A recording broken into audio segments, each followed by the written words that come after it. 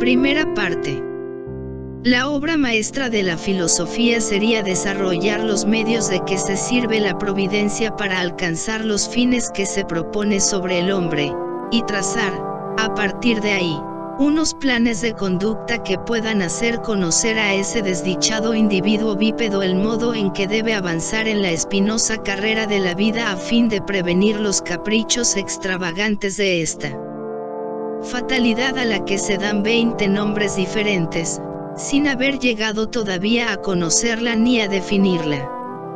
Sí, llenos de respeto por nuestras convenciones sociales, y sin apartarnos jamás de los diques que nos imponen, ocurre, aún así, que solo encontramos zarzas cuando los malvados solo recogen rosas.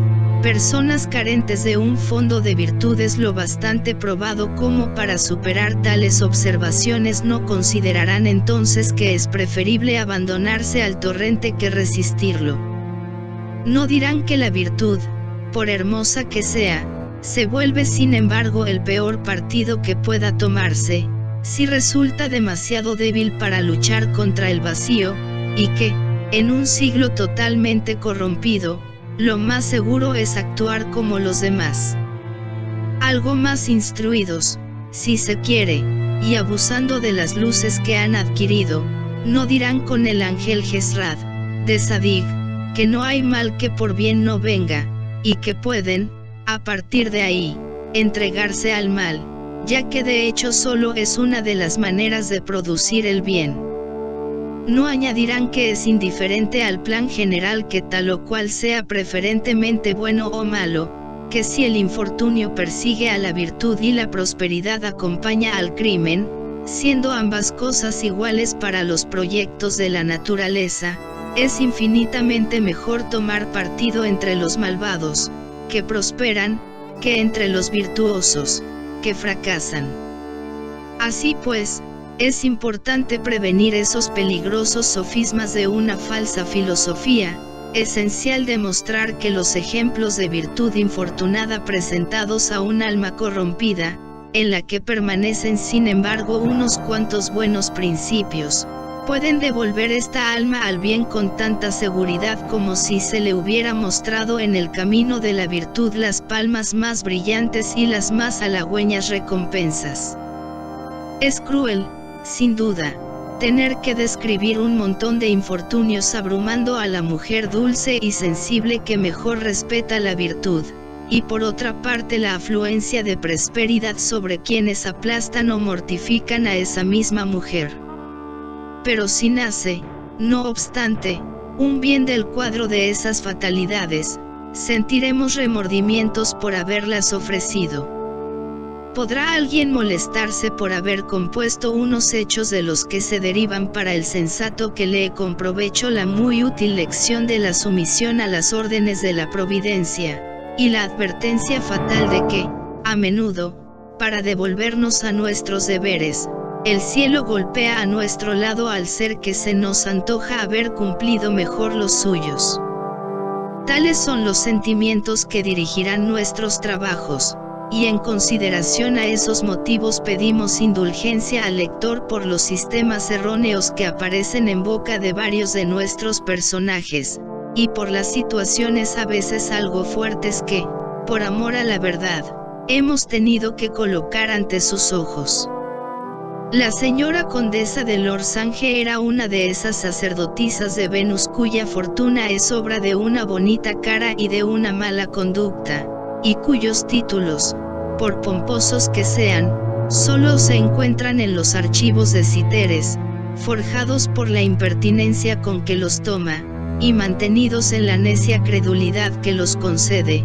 Morena, hermoso talle, ojos con una singular expresión, con esta incredulidad muy de moda, que, confiriendo un atractivo más a las pasiones, hace buscar con mayor ahínco a las mujeres en quienes se supone, un poco malvada, sin principio alguno, no viendo mal en nada, y sin embargo sin la suficiente depravación en el corazón como para haber extinguido la sensibilidad, orgullosa, libertina, así era la señora de Lorsange. Esta mujer había recibido, no obstante, la mejor educación, hija de un importantísimo banquero de París. Había sido educada con una hermana llamada Justine, 3 años menor que ella, en una de las más famosas abadías de esta capital, donde hasta las edades de 12 y 15 años, ningún consejo, ningún maestro, ningún libro, ningún talento habían sido negados a ambas hermanas. En esta época, fatal para la virtud de las dos jóvenes, todo lo perdieron en un solo día. Una espantosa bancarrota precipitó a su padre en una situación tan cruel que murió de pena. Su mujer le siguió un mes después a la tumba. 2 parientes fríos y lejanos deliberaron acerca de lo que harían con las jóvenes huérfanas, la parte que a cada una le correspondía de la herencia, mermada por las deudas, escasamente llegaba a 100 escudos. Como nadie se preocupaba de su custodia, les abrieron la puerta del convento, les entregaron su dote y las dejaron libres de ser lo que quisieran. La señora de Lorsange, entonces llamada Juliette, y de un carácter e inteligencia prácticamente tan formados como a los 30 años, edad que alcanzaba en el momento que arranca la historia que vamos a relatar, solo pareció sensible al placer de ser libre, sin meditar un instante en las crueles desgracias que habían roto sus cadenas. A Justine, con 12 años de edad como ya hemos dicho, su carácter sombrío y melancólico le hizo percibir mucho mejor todo el horror de su situación. Dotada de una ternura y una sensibilidad sorprendentes, en lugar de la maña y sutileza de su hermana solo contaba con una ingenuidad y un candor que presagiaba que cayera en muchas trampas.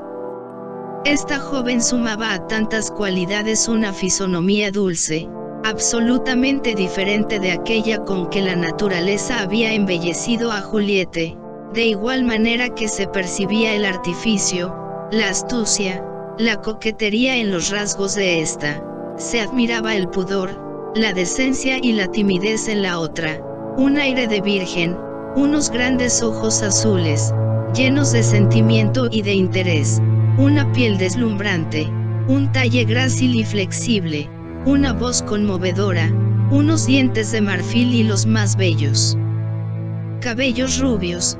Así era el retrato de esta encantadora menor, cuyas gracias ingenuas y rasgos delicados superan nuestros pinceles. Les dieron a ambas 24 horas para abandonar el convento, dejándoles la tarea de instalarse, con sus 100 escudos, donde se les antojara. Juliette, encantada de ser su propia dueña, quiso por un momento enjugar las lágrimas de Justine, viendo después que no lo conseguiría, comenzó a reñirla en vez de consolarla.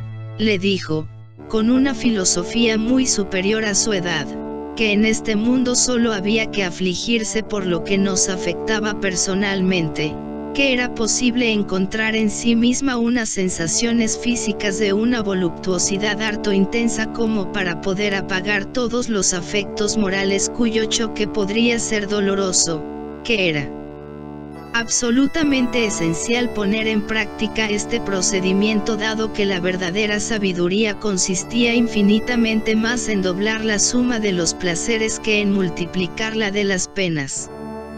En una palabra, que nada había que no se debiera hacer para borrar en uno mismo esta pérfida sensibilidad, de la que únicamente se aprovechan los demás, mientras que a uno solo le aporta pesares.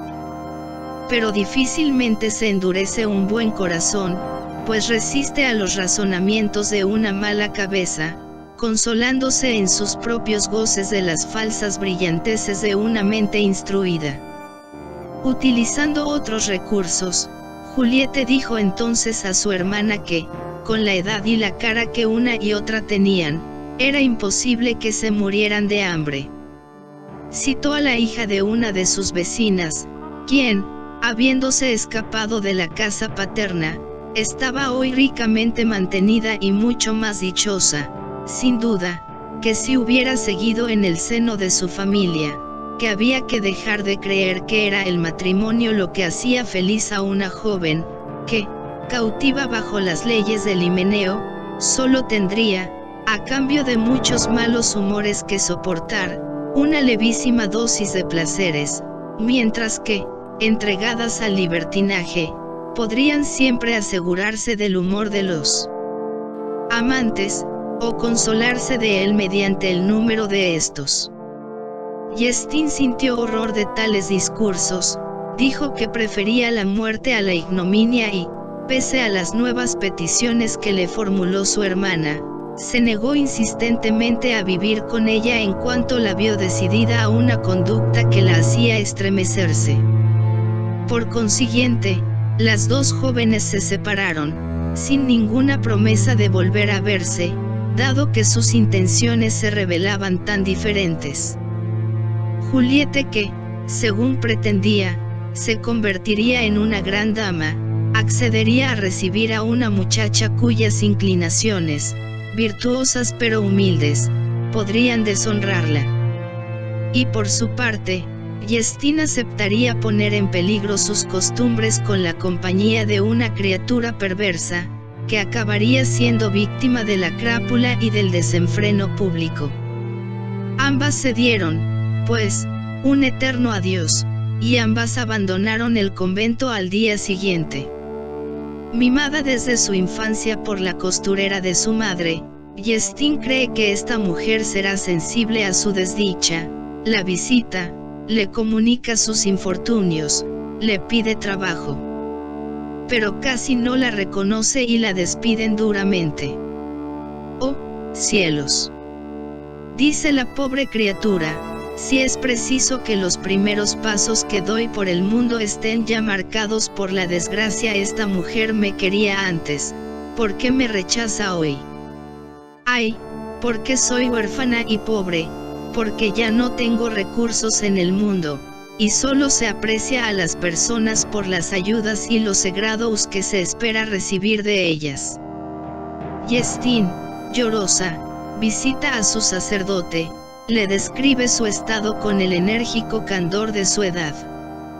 Llevaba un vestidito blanco, sus hermosos cabellos descuidadamente recogidos bajo una gran cofia, su seno apenas insinuado, oculto debajo de 2 o 3 varas de gasa, su linda cara algo pálida a causa de las penas que la devoraban, algunas lágrimas caían de sus ojos y les conferían aún mayor expresión. «¿Me veis, señor?», le dijo al santo eclesiástico. «Sí, me veis en una situación muy lamentable para una joven, he perdido a mi padre y mi madre. El cielo me los arrebata en la edad en que más necesitaba su ayuda.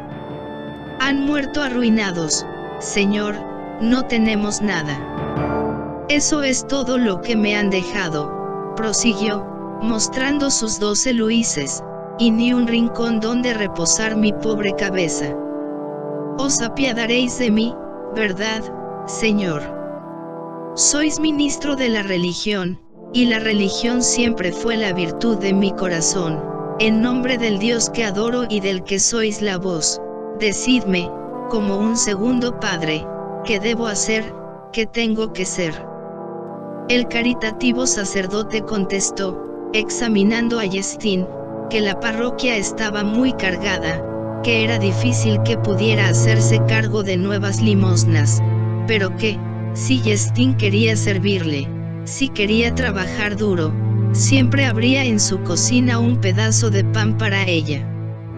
Y, mientras le decía eso, el intérprete de los dioses le había pasado la mano bajo la barbilla, dándole un beso excesivamente mundano para un hombre de iglesia. Jestin, que le había entendido demasiado bien, le rechazó diciéndole: «Señor, yo no os pido limosna ni un puesto de criada, hace demasiado poco que he abandonado un estado por encima del que puede hacer desear esas 2 mercedes para verme reducida a implorarlas. Solicito los consejos que mi juventud y mis desgracias necesitan, y queréis hacérmelos comprar tal vez demasiado caros». El pastor, avergonzado de verse descubierto, Rápidamente expulsó a la joven criatura, y la desdichada Yestín, 2 veces rechazada en el primer día en que se vio condenada al aislamiento, entra en una casa en la que ve un cartel, alquila un pequeño apartamento amueblado en la 5ª planta, lo paga de antemano, y en él se entrega a unas lágrimas aún más amargas por lo sensible que es y porque su pequeño orgullo acaba de ser cruelmente maltratado.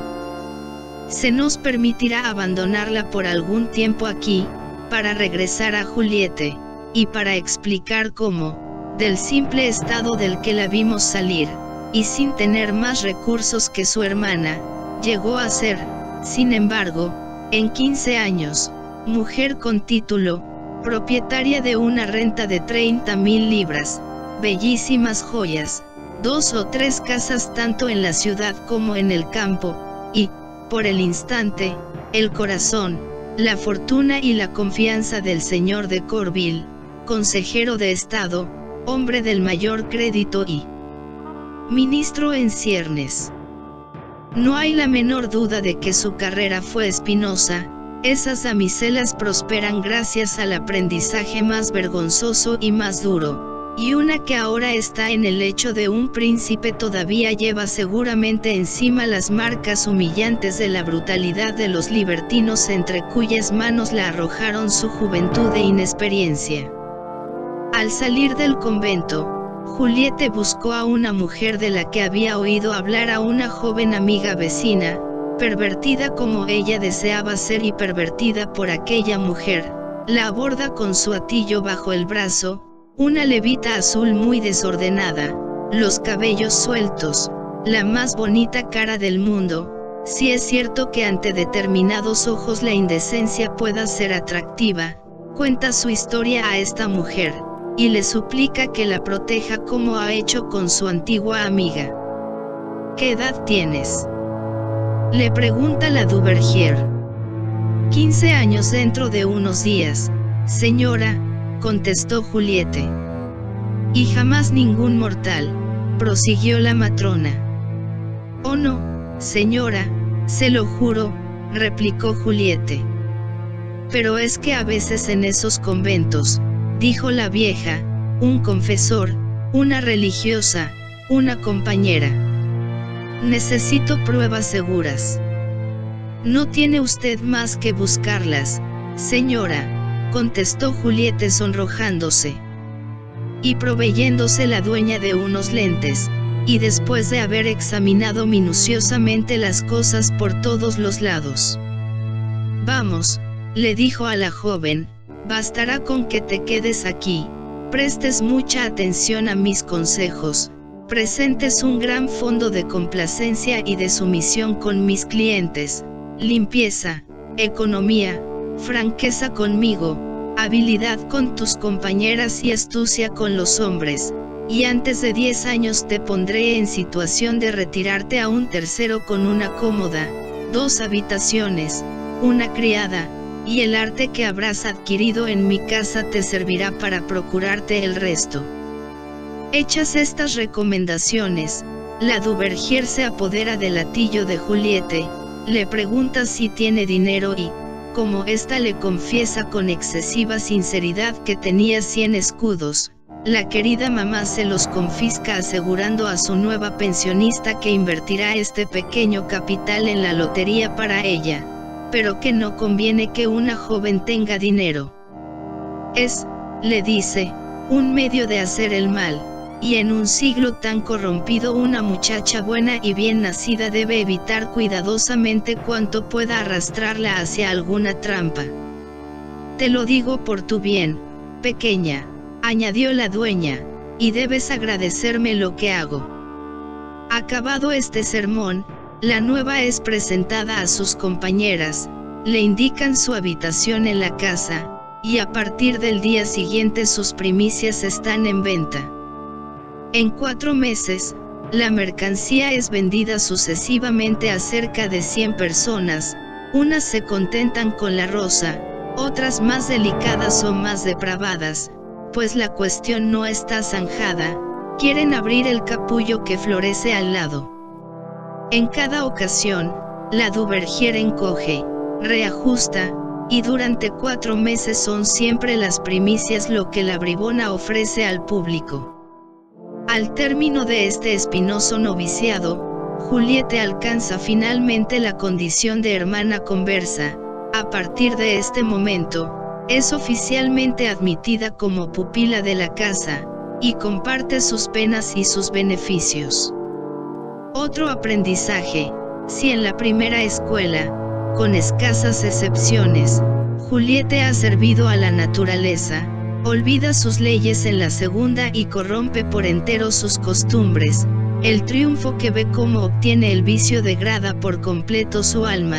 Siente que, nacida para el crimen, por lo menos debe llegar al mayor de ellos y renunciar a languidecer en un estado subalterno que, haciéndole cometer las mismas faltas, envileciéndola igualmente, no le acarrea, ni mucho menos, el mismo beneficio. Gusta a un anciano caballero muy libertino que, en un principio, solo la reclama esporádicamente. Ella posee el arte de hacerse mantener magníficamente por él. Aparece finalmente en los espectáculos, en los paseos, al lado de las figuras de la orden de citeres. La miran, la citan, la envidian, y la inteligente criatura sabe hacerlo tan bien que en menos de 4 años arruina a 6 hombres, el más pobre de los cuales tenía 100.000 escudos de renta. No necesitaba más para crearse una reputación.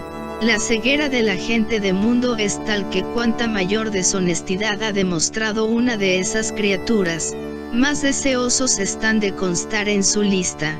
Parece que el grado de su envilecimiento y de su corrupción se convierte en la medida de los sentimientos que se atreven a mostrar por ella.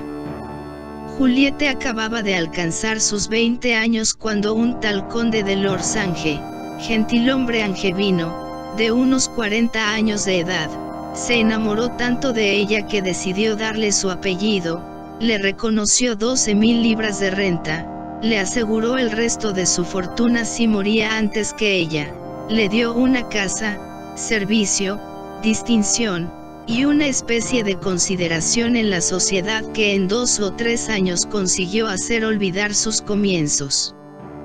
Fue entonces cuando la desdichada Juliette, olvidando todos los sentimientos de su nacimiento y de su buena educación, pervertida por malos consejos y libros peligrosos, apresurada por disfrutar a solas, llevar un nombre y ninguna cadena, osó entregarse a la culpable idea de abreviar los días de su marido. Una vez concebido este odioso proyecto, lo mimó y lo consolidó desafortunadamente en uno de esos momentos peligrosos en que las acciones físicas se ven impelidas por los errores de la moral, instantes en que no nos negamos a casi nada ni nada se opone a la irregularidad de las ansias o a la impetuosidad de los deseos, y se aviva la voluptuosidad recibida en proporción a la cantidad de los frenos que rompe, o a su pureza. Desvanecido el sueño, si nos volviéramos buenos, el inconveniente sería insignificante, solo se trataría de la historia de los errores de entendimiento. Sabemos perfectamente que no ofenden a nadie, pero, desgraciadamente, se llega más lejos. ¿Qué significará?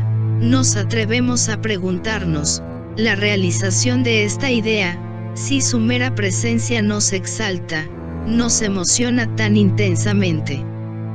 Entonces damos vida a la maldita quimera, y su existencia acaba siendo un crimen.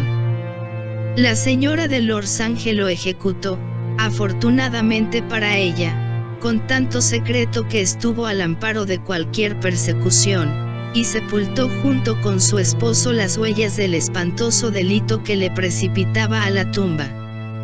Viéndose libre y condesa, la señora de Lorsange recuperó sus antiguos hábitos, pero creyéndose algo en el mundo, puso en su conducta un tanto menos de indecencia.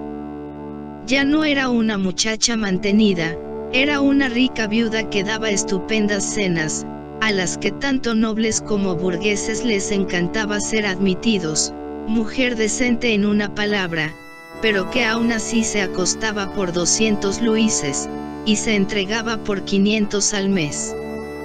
Hasta los 26 años, la señora de Lorsange siguió haciendo brillantes conquistas, arruinó a 3 embajadores extranjeros, 4 recaudadores de impuestos, 2 obispos, un cardenal y 3 caballeros de las órdenes reales, pero como es inusual pararse después de un primer delito, sobre todo cuando se ha coronado felizmente, la desgraciada Juliette se denigró con 2 nuevos crímenes semejantes al primero, uno para robar a uno de sus amantes, que le había confiado una suma considerable, ignorada por la familia de ese hombre, y que la señora de Lorsange pudo ocultar gracias a esta espantosa acción; el otro, para poseer cuanto antes un legado de 100.000 francos que uno de sus adoradores le hacía en nombre de un tercero, encargado de devolver la cantidad después de la defunción. A esos horrores, la señora de Lorsange juntaba 3 o 4 infanticidios. El temor de estropear su bonito talle, el deseo de ocultar una doble intriga, todo ello le hizo tomar la decisión de sofocar en su seno el fruto de sus excesos, y esas fechorías, tan desconocidas como las anteriores, no fueron óbice para que esta mujer artera y ambiciosa encontrara diariamente nuevas víctimas. Es cierto, por tanto, que la prosperidad puede acompañar la peor conducta, y que en el mismo centro del desorden y de la corrupción, cuanto los hombres denominan la felicidad puede esparcirse sobre la vida, pero que no nos alarme esta cruel y fatal verdad, que el ejemplo de la desdicha, persiguiendo por doquiera la virtud, como no tardaremos en ofrecer, no atormente más a las personas honradas. Esta felicidad del crimen es engañosa, solo aparente, además del castigo reservado sin duda por la providencia a quienes han seducido sus éxitos, no alimentan en el fondo de sus almas un gusano que, royéndolos incesantemente, les impide regocijarse con estos falsos fulgores, y solo deja en sus almas, en lugar de delicias, el recuerdo desgarrador de los crímenes que les han llevado donde están. En cambio, el infortunado al que la suerte persigue, tiene su corazón como consuelo, y los goces interiores que le procuran sus virtudes le compensan muy pronto de la injusticia de los hombres. Esa era, pues, la situación de la señora de Lorsange cuando el señor de Corville, de 50 años de edad, gozando del crédito y de la consideración que antes hemos descrito, decidió sacrificarse enteramente por esa mujer y retenerla para siempre con él. Sea por las atenciones recibidas, sea por los procedimientos empleados, o bien por la habilidad de la señora de Lorsange, el señor de Corville lo había conseguido, y llevaba 4 años viviendo con ella, exactamente como con una esposa legítima, cuando la adquisición de una bellísima finca cerca de Montargis les obligó a ambos a pasar algún tiempo en esa provincia. Un atardecer, en que la bondad de la temperatura les animó a prolongar su paseo desde la propiedad que habitaban hasta Montargis, encontrándose demasiado cansados para decidir volver tal como habían venido, se detuvieron en la posada donde para la diligencia de Lyon, con la intención de enviar desde ahí un hombre a caballo a buscarles un coche. Reposaban en una sala baja y fresca, que daba al patio de esta casa, cuando la diligencia de la que acabamos de hablar entró en la hospedería. Es una diversión bastante natural contemplar cómo descienden los pasajeros de una diligencia. Es posible apostar por el tipo de personajes que salen de allí. Si uno ha nombrado una ramera, un oficial, unos cuantos curas y un fraile, puede estar casi siempre seguro de ganar. La señora de Lorsange se levanta, el señor de Corville la sigue, y los dos se divierten viendo entrar en la posada al traqueteado grupo. Parecía que ya no quedaba nadie en el coche cuando un jinete de la gendarmería, bajando del pescante, recibió en sus brazos de uno de sus compañeros, también situado en el mismo lugar, una joven de 26 a 27 años, vestida con una mala chambra de India y envuelta hasta las cejas por una gran manteleta de tafetán negro. Estaba maniatada como una criminal, y tan débil, que seguramente habría caído si sus guardianes no la hubieran sostenido. Ante el grito de sorpresa y de horror que suelta la señora de Lorsange, la joven se gira, y deja ver junto al más bello talle del mundo, el rostro más noble, más agradable, más interesante, todos los atractivos en suma más placenteros, hechos 1000 veces aún más excitantes por la tierna y conmovedora aflicción que la inocencia añade a los rasgos de la belleza. El señor de Corville y su amante no pueden dejar de interesarse por la miserable joven.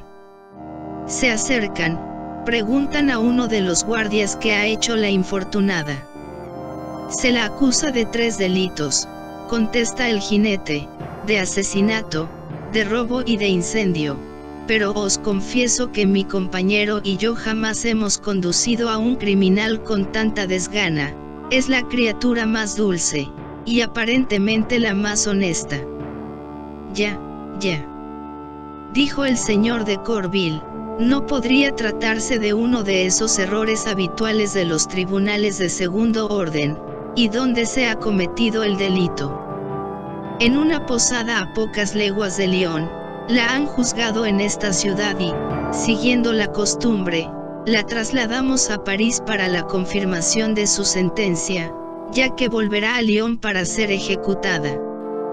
La señora de Lorsange, que se había acercado y escuchaba este relato, comentó al señor de Corville que desearía enterarse por boca de la propia joven de la historia de sus desdichas, y el señor de Corville, que compartía también el mismo deseo, lo comunicó a los 2 guardias presentándose ante ellos. Estos no consideraron necesario oponerse. Decidieron que convenía pasar la noche en Montargis, pidieron un alojamiento cómodo. El señor de Corville respondió de la prisionera, la desataron, y cuando le hicieron tomar algunos alimentos, la señora de Lorsange, que no podía dejar de sentir por ella el más vivo interés, y que sin duda se decía a sí misma, esta criatura, tal vez inocente, es tratada, sin embargo, como una criminal, mientras que alrededor de mí, que me he manchado con crímenes y horrores, todo prospera. La señora de Lorsange, digo, al ver a la pobre muchacha algo mejorada, algo consolada por las caricias que se apresuraban a hacerle, le rogó que contara por qué acontecimiento, con una apariencia tan dulce, se hallaba en una circunstancia tan funesta. Contaros la historia de mi vida, señora, dijo la bella infortunada, dirigiéndose a la condesa, es ofreceros el ejemplo más sorprendente de las desdichas de la inocencia, es acusar a la mano del cielo, es quejarse de las voluntades del Ser Supremo, es una especie de rebelión contra sus sagrados designios. No me atrevo. Brotaron entonces abundantes lágrimas de los ojos de la interesante muchacha y, después de haberlas dejado correr un instante, comenzó su relato en los siguientes términos. Me permitiréis, señora, ocultar mi nombre y mi origen, sin ser ilustres, fueron honrados, y en nada me destinaban a la humillación en la que me veis reducida. Perdí muy joven a mis padres, creí que con la poca ayuda que me habían dejado podría aguardar un empleo conveniente y, rechazando todos los que no lo eran, me comí sin darme cuenta, en París, donde he nacido, lo poco que poseía, cuanto más pobre me volvía, más despreciada era, cuanto más apoyo necesitaba, menos confiaba en obtenerlo, pero de todas las durezas que experimenté en los comienzos de mi infortunada situación, de todas las frases horribles que me dirigieron, solo os citaré lo que me ocurrió en casa del señor Dubourg. uno de los más ricos comerciantes de la capital. La mujer en cuya casa me alojaba me encaminó hacia él, pues su crédito y riquezas podían suavizar seguramente el rigor de mi suerte. Después de una larga espera en la antecámara de ese hombre, me hicieron pasar. El señor Dubourg, de 48 años de edad, acababa de salir de la cama, envuelto en una bata flotante que apenas ocultaba su agitación. Se disponían a peinarle, ordenó que se retiraran y me preguntó qué quería. «Ay, señor», le contesté confusísima, «soy una pobre huérfana que todavía no tiene 14 años y que ya conoce todos los grados del infortunio. Imploro vuestra conmiseración, tened piedad de mí, os lo ruego». Y entonces le detallé todos mis males, la dificultad de encontrar un trabajo, quizás incluso la pena que sentía en buscarlo, al no haber nacido para ese estado. La desgracia que había tenido, durante todo eso, de comerme lo poco que tenía. La falta de trabajo. La esperanza que tenía de que él podría facilitarme los medios de vivir. En suma, todo lo que dicta la elocuencia del infortunio, siempre presta en un alma sensible, siempre remisa en la opulencia. Después de haberme escuchado con escasa atención, el señor Dubourg me preguntó si yo había sido siempre buena. «No estaría tan pobre ni tan preocupada, señor», le contesté, «si hubiera querido dejar de serlo». «¿A título de qué?», me replicó a eso el señor Dubourg. «¿Pretendes que las personas ricas te ayuden si tú no les sirves para nada?». «¿Y a qué servicio se refiere usted, señor?», contesté.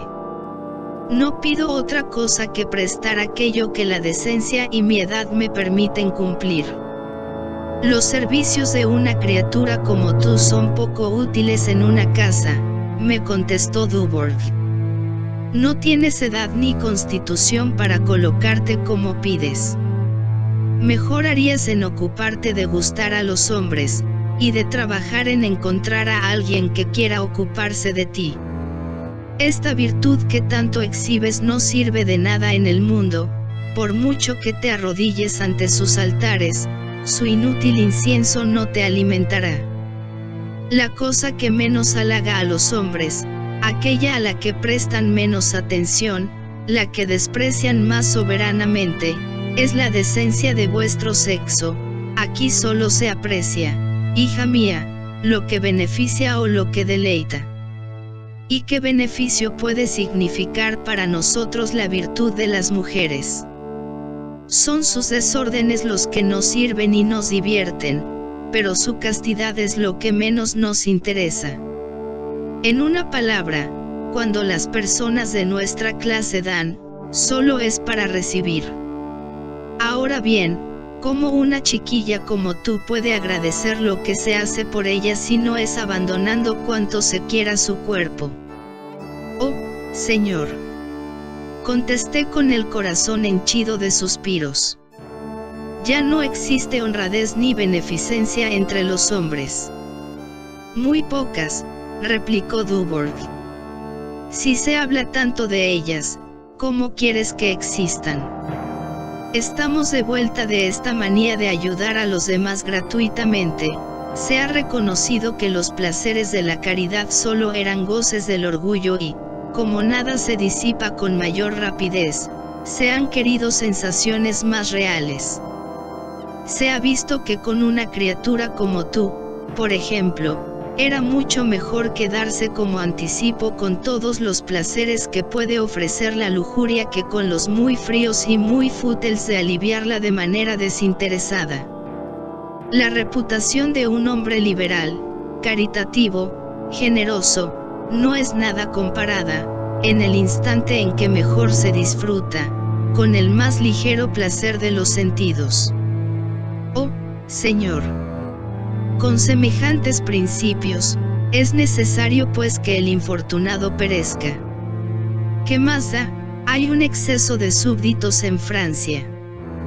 con tal de que la máquina tenga siempre la misma elasticidad, que le importa al Estado el mayor o menor número de los individuos que la aprietan. Pero ¿creéis que los hijos, cuando son así maltratados, respetarán a sus padres? ¿Qué le importa a un padre el amor de unos hijos que le estorban? Sería mejor entonces que nos hubieran ahogado en la cuna. Probablemente. Es lo que se hace en muchos países, era la costumbre de los griegos y es la de los chinos. Allí los niños desgraciados son abandonados o se les da muerte. ¿Para qué dejar vivir unas criaturas que ya no pueden contar con la ayuda de sus padres, porque carecen de ellos, o porque no han sido reconocidos, cuando en tal caso solo sirven para sobrecargar al Estado con un producto que ya les sobra?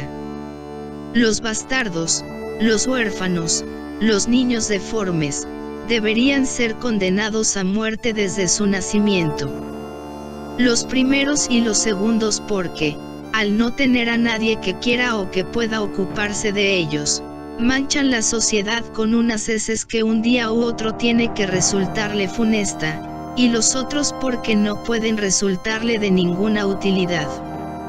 Las dos clases son para la sociedad como excrescencias de la carne que, alimentándose del jugo de los miembros sanos, los degradan y los debilitan, o, si lo prefieres, como esos vegetales parásitos que, juntándose a las plantas buenas, las deterioran y las roen adaptándose su simiente nutritiva a esas limosnas destinadas a alimentar a semejante escoria.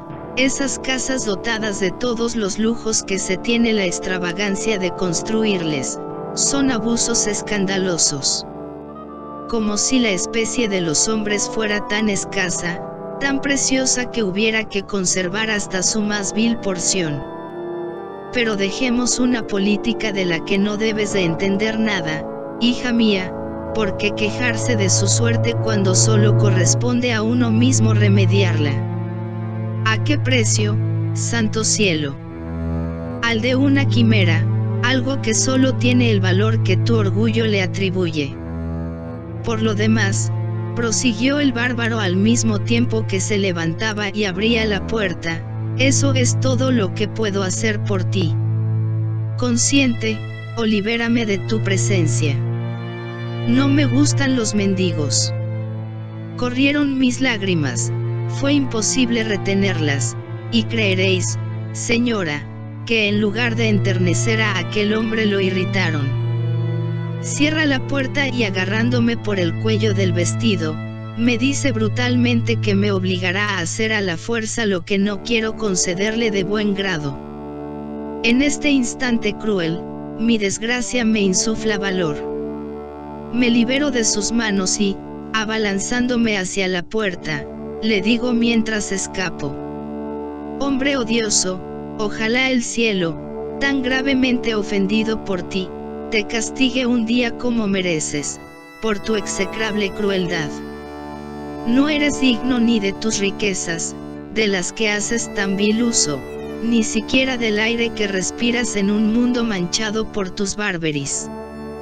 Me apresuré a contar a mi hospedera la acogida de la persona a la que me había enviado, pero cuál fue mi sorpresa al ver a esa miserable abrumarme con reproches en lugar de compartir mi dolor.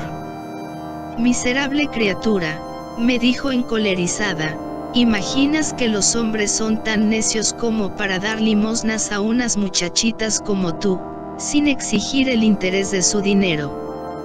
El señor Dubourg es demasiado bueno por haberse portado como lo ha hecho. En su lugar yo no te habría dejado salir de mi casa sin haberme contentado. Pero ya que no quieres aprovechar las ayudas que te ofrezco, arréglatelas como quieras. Me debes dinero, o me lo das mañana, o te envío a la cárcel. Señora, tened piedad, sí, piedad. Con la piedad uno se muere de hambre. ¿Pero qué queréis que haga? Volver a casa de Dubourg, satisfacerle y traerme dinero. Yo le veré y le avisaré. Enmendaré, si puedo, tus tonterías. Le daré excusas tuyas, pero piensa en comportarte mejor.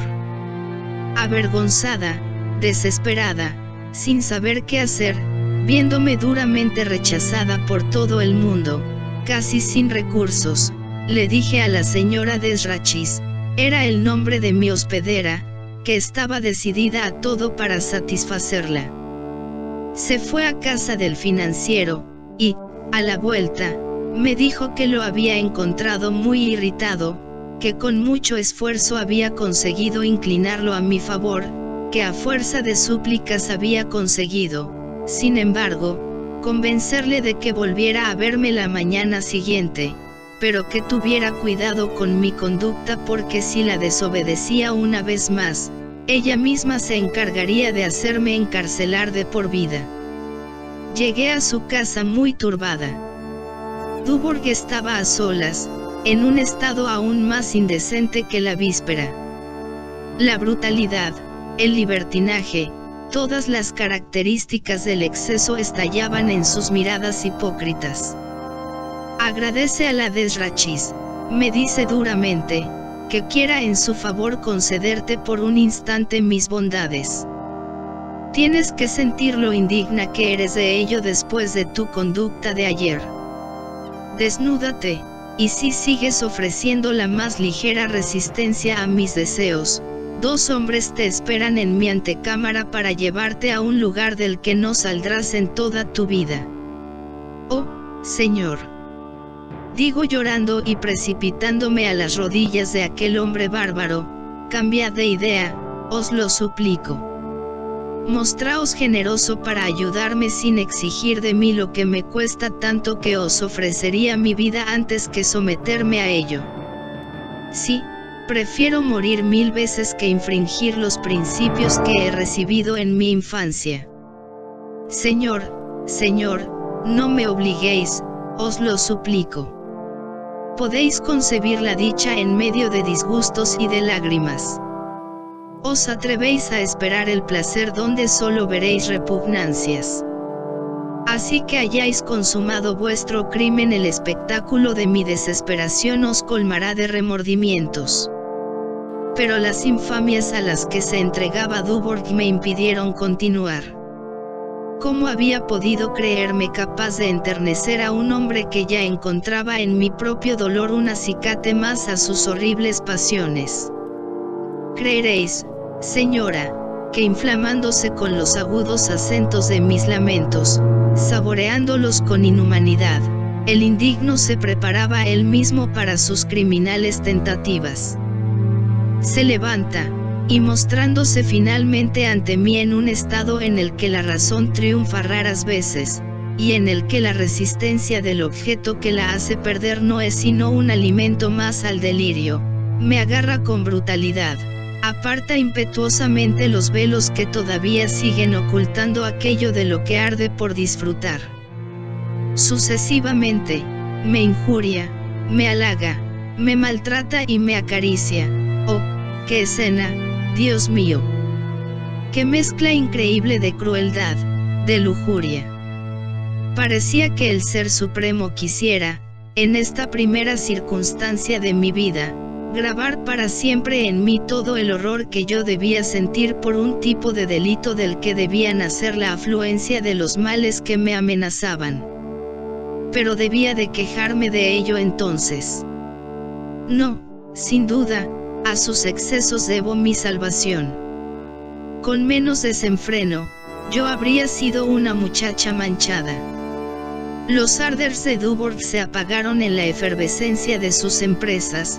El cielo me vengó de las ofensas a las que el monstruo iba a entregarse, y la pérdida de sus fuerzas, antes del sacrificio, me preservó de ser su víctima. Con ello, Dubourg se volvió más insolente. Me acusó de los daños de su debilidad. Quiso repararlos con nuevos ultrajes y con invectivas aún más mortificadoras. No hubo nada que no me dijera, nada que no intentara, nada que la pérfida imaginación, la dureza de su carácter y la depravación de sus costumbres no le hiciera emprender. Mi torpeza le impacientó, Yo estaba lejos de querer actuar, ya hacía mucho con prestarme, mis remordimientos no se han extinguido. Sin embargo, no consiguió nada, mi sumisión dejó de enardecerle.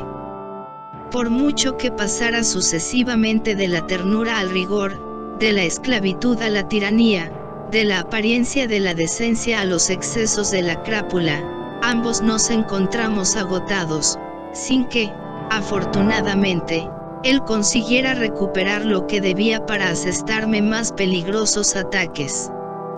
Renunció a ello, me hizo prometer que volvería al día siguiente, y para obligarme con mayor seguridad solo quiso darme la cantidad que yo debía a la desrachis.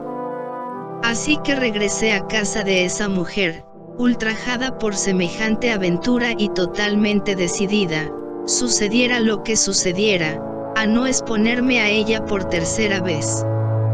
Se lo advertí al pagarle, mientras echaba todo tipo de maldiciones sobre ese malvado capaz de abusar tan cruelmente de mi miseria.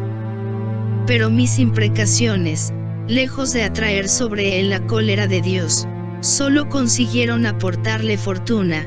8 días después, supe que el insigne libertino acababa de obtener del gobierno un cargo de administrador general que aumentaba sus ingresos en más de 400,000 libras de rentas. Yo me encontraba absorbida en las reflexiones que nacen inevitablemente de semejantes inconsecuencias de la suerte, cuando un rayo de esperanza pareció relucir un instante ante mis ojos. La desrachis me dijo un día que finalmente había encontrado una casa en la que me recibirían con placer, siempre que me portara bien. Gracias a Dios, señora, le dije, arrojándome entusiasmada a sus brazos. Esta es la condición que yo misma pondría, figuraos si la acepto con gusto. El hombre al que debía servir era un famoso usurero de París, que se había enriquecido no solo prestando confianza, sino también robando impunemente a sus clientes siempre que no corriera ningún peligro en ello. Vivía en un segundo piso de la Rue Quincampoix, con una mujer de 50 años, a la que llamaba su esposa, y que era no menos malvada que él. Thérèse, me dijo el avaro, ese era el nombre que yo había adoptado para ocultar el mío. Thérèse, la primera virtud de mi casa, es la probidad. Si alguna vez os lleváis de aquí la 10ª parte de un denario, os haré ahorcar, ya veis, hija mía. El escaso bienestar del que disfrutamos mi mujer y yo, es el fruto de nuestros inmensos trabajos y de nuestra perfecta sobriedad. ¿Comes mucho, pequeña? Unas cuantas onzas de pan al día, señor, le contesté, agua y un poco de sopa, cuando soy tan afortunada de poder tomarla. Sopa, diantre, sopa. Oíd esto, amiga mía, dijo el usurero a su mujer, asombraos ante los progresos del lujo, está buscando colocación, se muere de hambre desde hace un año, y quiere comer sopa. Nosotros, que trabajamos como galeotes, apenas la cocinamos una vez cada domingo. Hija mía, tendrás 3 onzas de pan al día, media botella de agua de río, un viejo traje de mi mujer cada 18 meses, y 3 escudos de sueldo al cabo del año, siempre que estemos contentos de tus servicios, que tu economía responda a la nuestra, y que finalmente hagas prosperar la casa con el orden y el arreglo. Tu trabajo es poca cosa, se hace en un abrir y cerrar de ojos. Se trata de fregar y limpiar 3 veces por semana este apartamento de 6 habitaciones, de hacer las camas, de contestar a la puerta, de empolvar mi peluca, de peinar a mi mujer, de cuidar del perro y de la cotorra, de fregar la cocina y la vajilla, de ayudar a mi mujer cuando cocine, y de emplear 4 o 5 horas al día en coser ropa, medias, gorros y otras cositas de la casa. Ya ves que no es nada, Thérèse, te sobrará mucho tiempo, te permitiremos utilizarlo por tu cuenta, siempre que seas buena, hija mía, discreta y sobre todo ahorrativa, que es lo esencial. Podéis imaginar fácilmente, señora, que había que estar en estado tan horrible como en el que yo me hallaba para aceptar semejante empleo. No solo había infinitamente más trabajo del que mis fuerzas me permitían emprender, sino que cómo podía yo vivir con lo que me ofrecían. Sin embargo, procuré no ofrecer resistencia, y me instalé aquella misma noche. Si mi cruel situación me permitiera divertiros un instante, señora, cuando solo debo pensar en enterneceros, me atrevería a contaros alguno de los rasgos de avaricia de que fui testigo en aquella casa, pero a partir del segundo año me aguardaba una catástrofe tan terrible que me resulta muy difícil detenerme en unos detalles divertidos antes de relataros mis infortunios. Sabréis, sin embargo, señora, que jamás había otra iluminación en el apartamento del señor Duarpin que la que robaba a la farola felizmente colocada frente a su habitación. Jamás ninguno de los dos utilizaba ropa interior, almacenaban la que yo cosía, no la tocaban en la vida. Las mangas de la casaca del señor, así como las del traje de la señora, llevaban un viejo par de manguitos cosidos encima de la tela, que yo lavaba todos los sábados por la noche. Nada de sábanas, nada de toallas, para así evitar el lavado. En su casa jamás se bebía vino, pues el agua clara, como decía la señora Duarpin, es la bebida natural del hombre, la más sana y menos peligrosa. Siempre que cortaban el pan colocaban una cesta debajo del cuchillo, a fin de recoger las migas que caían. Les añadían puntualmente todos los restos que quedaban de las comidas, y este manjar, frito el domingo con un poco de mantequilla, componía el jantar de los días festivos. Nunca había que sacudir las ropas o los muebles, por miedo a gastarlos, solo rozarlos ligeramente con un plumero. Los zapatos del señor, así como los de la señora, reforzados con hierro, eran los mismos que calzaron el día de su boda. Pero una práctica mucho más extravagante era la que me obligaban a hacer una vez por semana. Había en el apartamento un gabinete bastante grande cuyas paredes no estaban tapizadas. Con un cuchillo tenía que raspar una cierta cantidad de yeso de esas paredes, que luego pasaba por un fino tamiz. El resultado de esta operación eran los polvos de tocador con que yo cubría cada mañana tanto la peluca del señor como el moño de la señora. Pero, ay, ojalá hubiera querido Dios que esas fueran las únicas torpezas a las que se entregaban esos malvados. Nada hay más natural que el deseo de conservar los bienes, pero no lo es tanto el de aumentarlos con los del prójimo. Y no tardé mucho en descubrir que solo así se enriquecía Duarpin. En el piso de arriba vivía una persona muy acomodada, que poseía unas alhajas bastante bonitas, y cuyas pertenencias, sea a causa de la vecindad, sea por haber pasado por las manos de mi amo, eran muy conocidas por él. Le oía a menudo lamentarse con su mujer de una cierta caja de oro de 30 a 40 luises, con la que se habría quedado, decía, de haber sabido actuar con mayor destreza. Para consolarse al fin de haber devuelto esa caja, el honrado señor Duarpin proyectó robarla, y a mí se me encargó la negociación. Después de haberme hecho un gran discurso sobre la indiferencia del robo, sobre la utilidad misma que ejercía en el mundo, ya que restablecía en él una especie de equilibrio, que alteraba por completo la desigualdad de las riquezas, sobre la escasez de los castigos, ya que estaba demostrado que de 20 ladrones no perecían más de 2, después de haberme demostrado, con una erudición de la que no habría creído capaz al señor Duarpin, que el robo era honrado en toda Grecia, que varios pueblos seguían admitiéndolo, favoreciéndolo y recompensándolo como una acción atrevida que demostraba tanto el valor como la destreza, dos virtudes esenciales para cualquier nación guerrera. En una palabra, después de haberme garantizado que, si era descubierta, su crédito me salvaría de todo, el señor Duarpin me entregó 2 llaves falsas, una de las cuales debía abrir el apartamento del vecino y la otra el escritorio donde se hallaba la caja en cuestión, y me rogó insistentemente que encontrara esa caja, porque por un servicio tan esencial aumentaría mi sueldo en un escudo durante 2 años.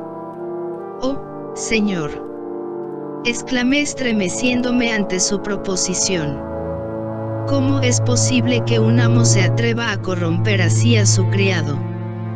¿Qué me impedirá volver contra vos las armas que ponéis en mis manos, y que podríais objetarme si un día os hiciera víctima de vuestros propios métodos? Duarpin, confundido, se refugió en un torpe subterfugio. Me dijo que solo lo había hecho con la intención de ponerme a prueba, que tenía mucha suerte de haber resistido a sus proposiciones, que estaría perdida si hubiera sucumbido. Me conformé con esta mentira, pero descubrí inmediatamente el error que había cometido al responder con tanta firmeza. A los malhechores no les gusta encontrar resistencia en quienes intentan seducir. No existe desdichadamente un punto medio. En cuanto tienes la mala suerte de haber recibido sus proposiciones, tienes que convertirte necesariamente en su cómplice, lo cual es peligroso, o en su enemigo, que todavía lo es más. Con algo más de experiencia, yo habría abandonado la casa a partir de ese instante, pero ya estaba escrito en el cielo que cada uno de mis gestos honestos sería recompensado con nuevos infortunios. El señor Duarpin dejó pasar cerca de un mes, o sea más o menos hasta la época del final del 2.º año de mi estancia en su casa, sin decir palabra y sin mostrar el más ligero resentimiento por el rechazo que había recibido, pero una noche, cuando me retiraba a mi habitación para saborear unas horas de reposo, oí de repente que abrían mi puerta, y vi, no sin terror, al señor Duarpin acompañado de un comisario y 4 soldados de patrulla frente a mi cama. «Cumplid con vuestro deber, señor», dijo al hombre de la justicia. «Esta desgraciada me ha robado un diamante de 1000 escudos. Lo encontraréis en su aposento o entre sus ropas, el hecho es seguro». «¿Robaros yo, señor?», dije, saltando turbadísima de mi cama. «Yo, santo Dios». «Ay. ¿Quién mejor que vos sabe lo contrario? ¿Quién puede estar más convencido que vos de cuánto me repugna esta acción y saber mejor la imposibilidad de que yo la haya cometido?» Pero el señor Duarpin, haciendo mucho ruido para que mis palabras no fueran oídas, siguió ordenando los registros, y el maldito anillo apareció en mi colchón. Ante pruebas de esta categoría, no había nada que replicar. Al instante fui prendida, agarrotada y llevada a la cárcel, sin que me fuera posible hacer escuchar una sola palabra en mi favor. El proceso de una desdichada que carece de crédito y protección no lleva mucho tiempo en un país donde se considera a la virtud incompatible con la miseria, donde el infortunio es una prueba decisiva contra el acusado. En esa cuestión, una injusta prevención lleva a creer que el que ha debido de cometer el crimen, lo ha cometido. Los sentimientos se miden por el estado en que se encuentra el culpable, y a partir del momento que el oro o los títulos no establecen su inocencia, la imposibilidad de que pueda ser inocente queda entonces demostrada. Siglos venideros. Ya no veréis ese cúmulo de horrores y de infamias. Por mucho que me defendiera, por mucho que ofreciera los mejores argumentos al abogado de oficio que me dieron por un instante, mi amo me acusaba. El diamante había sido hallado en mi habitación, estaba claro que yo lo había robado.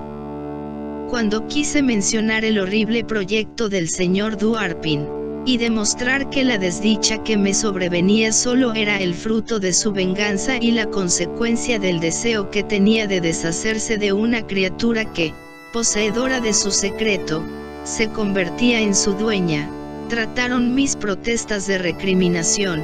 Me dijeron que el señor Duarpin era reconocido desde hacía más de 20 años como un hombre íntegro, incapaz de semejante horror. Fui trasladada a la conciergerie, donde me vi en la situación de tener que pagar con mi vida el rechazo de participar en un crimen.